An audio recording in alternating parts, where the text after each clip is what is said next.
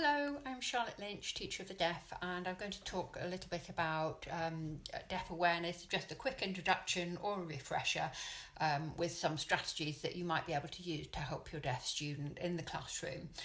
So if we think about first the idea of deaf students or anybody with any level of hearing loss has a listening bubble all around them. It's about 1 metre, and when you go outside of that listening bubble, the hearing aids don't work effectively and they can't hear as clearly when you move out of that listening range. So that's quite important to bear in mind when you're talking to a class of students, to keep within that listening distance, particularly if they're only wearing hearing aids and don't have any additional equipment at all.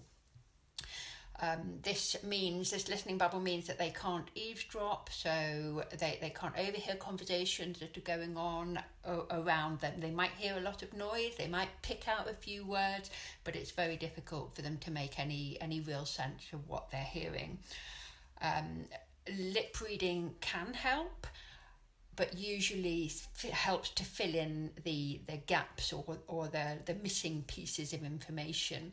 And what they often hear is they get a very fragmented pattern of speech. So they hear the vowel sounds, because the vowel sounds give lots of they give the power of speech, but it's much harder for them to hear some of the consonant sounds, which give intelligibility to speech. So to give you an example here, I've written a little phrase which has all the vowels left in. So you've got the power of speech, the volume of speech, so you can hear the intonation, but you can't hear the consonant sound. So here the vowels are left in,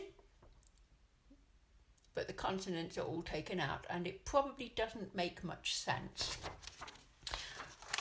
When you put the consonants in, it makes it a lot easier to tell what the speech is about. So lip reading helps to fill in the missing bits of information. So it's a lot easier to hear what somebody is saying when you've got that full information with the consonants as well. But often it's the consonants that deaf students can't hear very well. So they will try to use their lip reading skills to fill in those missing gaps. Lip reading on its own is really difficult, and only about 33% of speech can be lip read. So it's very much using all of the clues they can to get the message, as much message as possible. It is really, really tiring listening all day in a busy classroom, struggling to hear the information from the teacher and from students around. And lots of students do have quite significant fatigue when they go home at the end of the school day. It's very, very easy for them to just drift off if they can't hear what everybody is saying. So some things that you can do to help, if you're doing a seating plan and all students have to sit in a particular place, it is better for the student to be at the front. But if that deaf student's the only person who is part of the seating plan, it's not really very fair on them, because they might actually want to be at the back with their friend. So there needs to be some kind of discussion with the student about what's going to work for them and how are they going to be most comfortable with their learning in the classroom. Often they might like to be towards the side of the classroom where they can see all of the other students. They can get a good view of the student and the teacher as well. Speaking one at a time, getting the student to speak one at a time, will give the deaf students a chance to see who is speaking, because sometimes it takes them a little while to locate where the sound is coming from, and by the time they've found who's speaking, they've missed half of what's been said, and it's very, very easy then to just drift off and lose the thread of what's going on.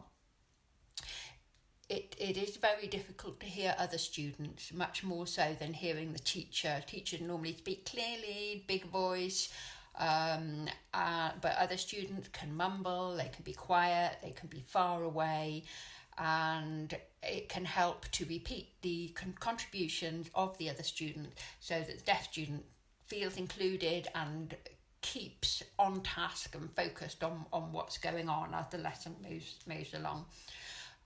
If you're walking around the classroom, just be aware that your voice might be going out of that listening bubble and then coming back in. So you've got a very inconsistent pattern. So try as much as you can to stay in the same place so that the listening experience is quite stable and doesn't go drift in and out of what they're able to hear.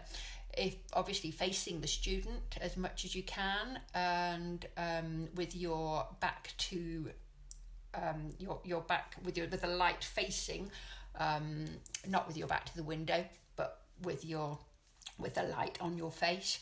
If you need to turn around to your laptop, stop talking when you're on your laptop, because otherwise the student won't be able to lip read you, and also your voice will go in the wrong direction, so it won't have a good chance of reaching the student's ear. So just try and be really aware of where your voice is going, what the deaf student can see. If you can use visuals as much as possible, writing down words and pictures, write down key information, summarise information, and all those kind of things are going to help the deaf student in the class. There is equipment that you can use that will overcome some of these difficulties of the distance, and also the problem of background noise, and I'm going to talk about that in another video.